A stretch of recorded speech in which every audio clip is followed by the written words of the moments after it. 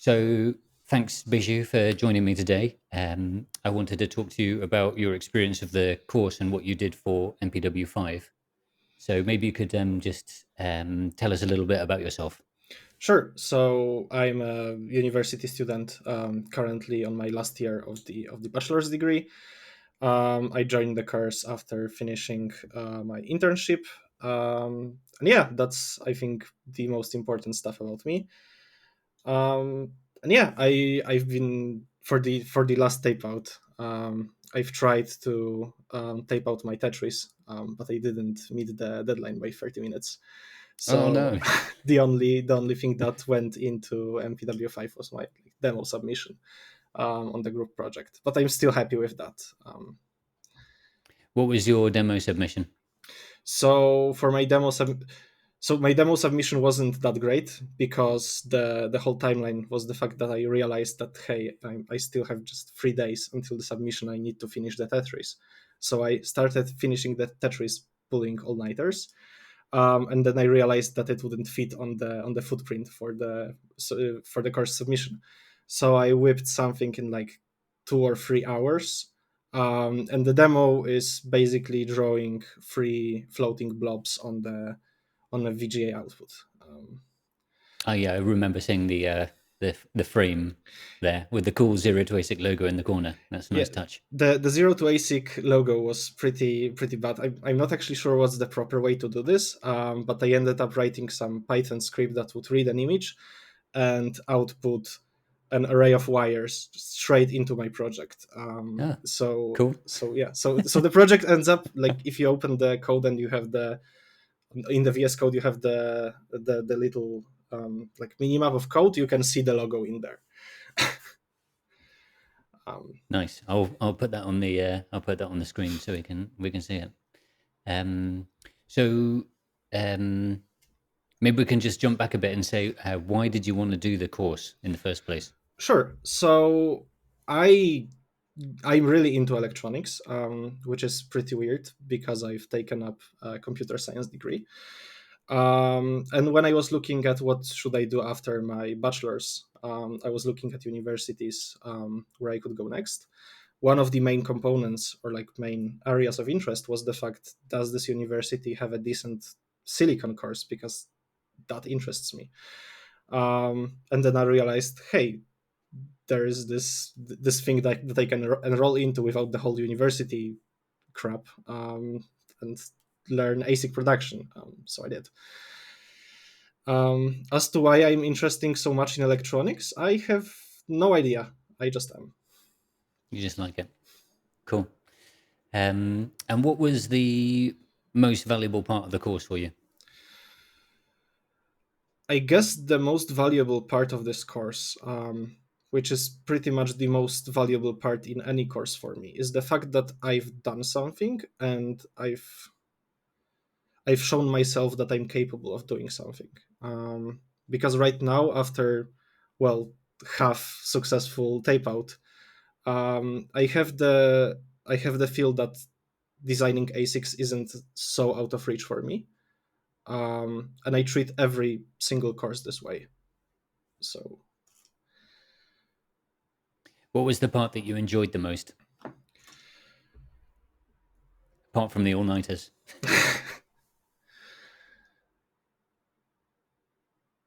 I think the hardening process, because that's the new part. And I feel like I enjoy the hardening process because there is a bunch of things that I want to experiment with on that part. I've been talking about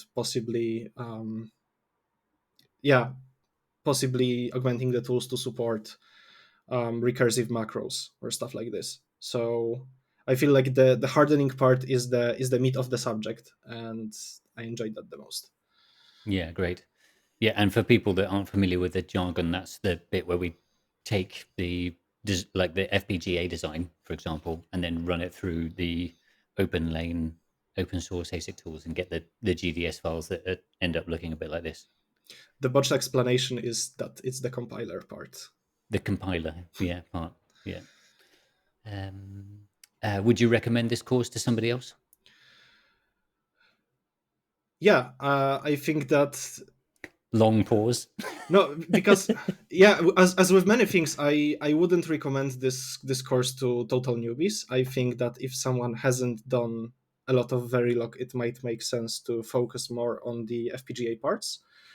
Because let's be totally honest, the level of entry is pretty high, right? If someone has never touched Verilog or worked with the paradigm of defining circuits, it might be pretty difficult. But I would say that if someone knows Verilog and wants to take the next step into ASICs, the step isn't that big, and the course is pretty good way to take that step. But I definitely wouldn't take some students from the first year of bachelor's and say, "Oh, hey, look, I know you can't code in C, but there's this course. It's amazing." Um, So did you not think that the second part of the course was enough to take somebody from zero to basic Verilog? there. I'm going to ask you to cut this part out, No, but it's fine. It's totally fine. I but mean, I can cut it out, but I may leave it in. there's a lot of selection bias going on, right? So you're looking at the results of the Verilog part through the fact that only people who are interested in ASICs are applying to the course. And I can see it in my university where we have two courses about Verilog that you definitely need a lot more to take some total newbie to even write Verilog, not even properly, right? I mean, Um, I've like I can think of 10 or 15 people that have taped out through this course with zero Verilog experience beforehand. So I'm not going to fully agree with you. I'll accept that digital design is like if you want to do something complicated, then you're probably going to need to spend more time learning Verilog. But I would contest that it's no good if you don't have anything because I've seen that that's not true. yeah, I mean, also I have the selection bias that I'm looking at students in my university, Yeah, and like how yeah. they are on the Verilog courses. And even though you did like a tester design that you think is simple, is actually still complicated compared to some of the stuff that we've taped out, like the RGB mixer. Stuff like that is extremely simple. Yeah, yeah. In fairness, that's probably my thing. Where I like even taping out the demo, I've had Hmm. some thoughts that, hey, you're wasting this opportunity. This should be something more complicated. And Yeah, it with may be that your standard is quite high. my standard is stupidly high. That's something that I'm aware of. But I definitely think that if someone wants to tape out something and they are more reasonable with their expectations to themselves, then yeah, I think that the introductory Verilog material will be fine. Yeah, I've been convinced. We've gone from 0% to 100%. Yeah, No, no, I totally get it. I think that like the course is you could do the course in a week or 6 weeks and end up, Uri had no Verilog experience and he did his first tape out within 2 weeks of starting the course.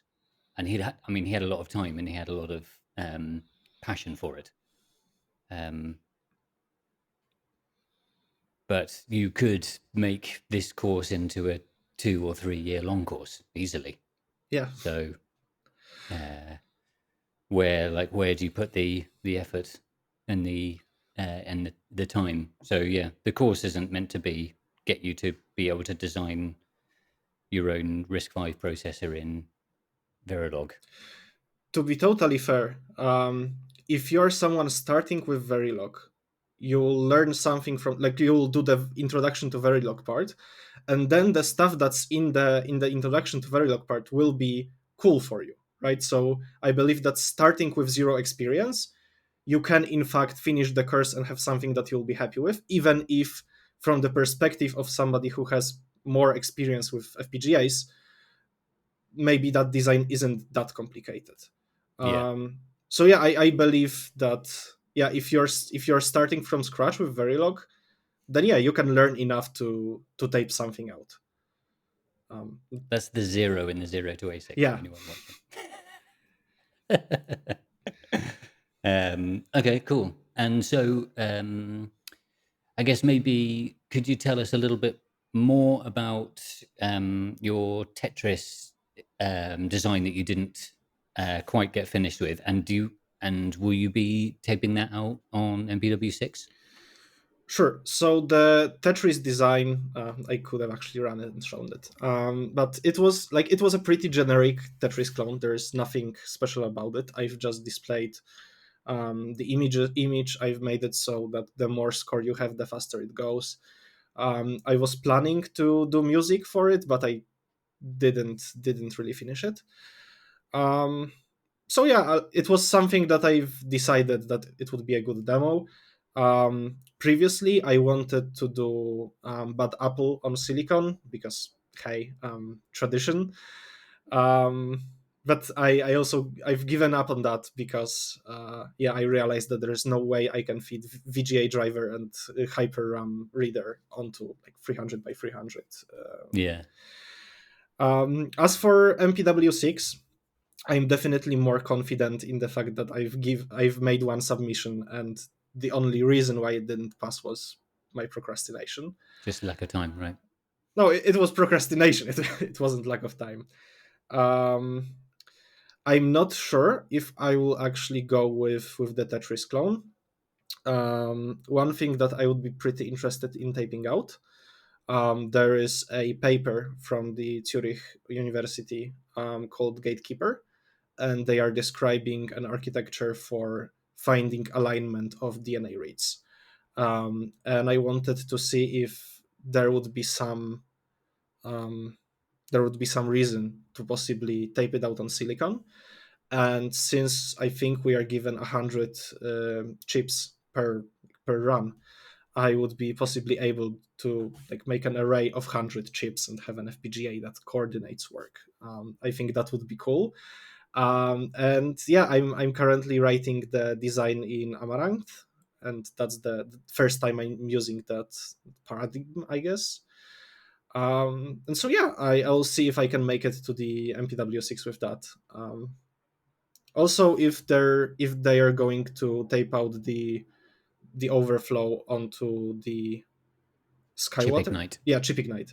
Yeah, I don't Um, think they are this time actually. Yeah, oh it's the first time they've been oversubscribed, and they've chosen by lottery the 40 designs that were accepted.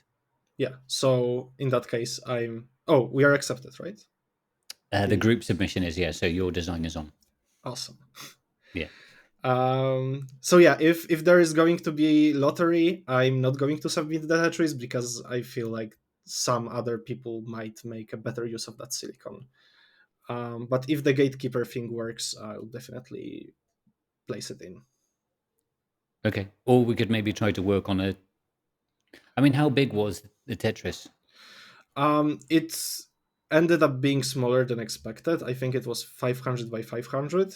Hmm. So in retrospect, I could have just asked to place it in Yeah, well, we the. can put that on the MPW6 group submission if you don't uh, want to take up a whole slot for yourself. So the thing with Tetris is that I really want to. The thing about the thing that annoyed me with the hardening process is that the part about hardening sub macros and hardening them inside bigger macros isn't really explored in the toolchain. That's at least what I feel. And so I wanted to do that with the Tetris because in there I'm using like the cell grid memory has a bunch more functionality than just being memory. I'm doing collision detection in there, so it would make a lot of sense to have like sub hardened cells and made them into a bigger thing. And while I'm doing stupid things, because I assume since it's undefined, there is a reason I shouldn't be doing that. I would need to be sure that I won't mess up other designs because of it, right? Yeah. I think all of that stuff is to do with the restrictions on the way that OpenLane assumes everything is going to be powered. So, but you're right that there's a lot of unexplored stuff, and it's also worth saying that pull requests on OpenLane and experimentational stuff is really great.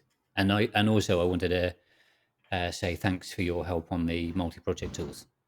There wasn't much of it, so I should probably say sorry that I didn't commit hard W- enough to it. Well, sorry, now you've opened a new pull request to help me do floor planning, so it's great. Very, very much appreciated. Yeah, I mean, that's those things that I've opened pull requests for are also for the things that I want to do. So it's not, it's not Well, exactly voluntary work. that's ideal when what you want to do fits in with what's also cool for other people. Yeah. Okay, so is there any other last thing you wanted to mention? um I guess since I botched the would I recommend the course for anyone else, I'll just repeat it with amended stance on the project. I do think that if someone is new to Verilog, they will be able to join the course and do it in a step-by-step fashion. I think that the course is pretty decent, aimed at people like that. And I think that if someone is starting with Verilog, they will have a good idea on how they are doing, um, because I think there are like 6 lessons, and each of them will take the same amount of time. And yeah, I think that starting from zero, they will learn enough Verilog to write something that synthesizes and runs, and then they can harden it into a design. And I think that would be a pretty rad intro to Verilog, actually. Since it's what, half a year between learning the language and getting the silicon. A chip back, yeah. Yeah. And people who are starting who have Verilog experience, I think they can look at the course. They can skip, I think, the middle two lessons, and yeah, they can just do the harden, like just the hardening part will be the new thing, and I think it's explained pretty well. So yeah, I think that it's the course is great, is a great way to learn Verilog, or take the last step from FPGAs to silicon. um, Great. Well, great to talk to you, Zbychu. Thanks very much for your time. And yeah, hopefully we'll see Tetris on the group submission. And what was the name of the other one? Gatekeeper. Gatekeeper on MPW6. Yeah. um, I Great. I hope to be on the submission. Yeah.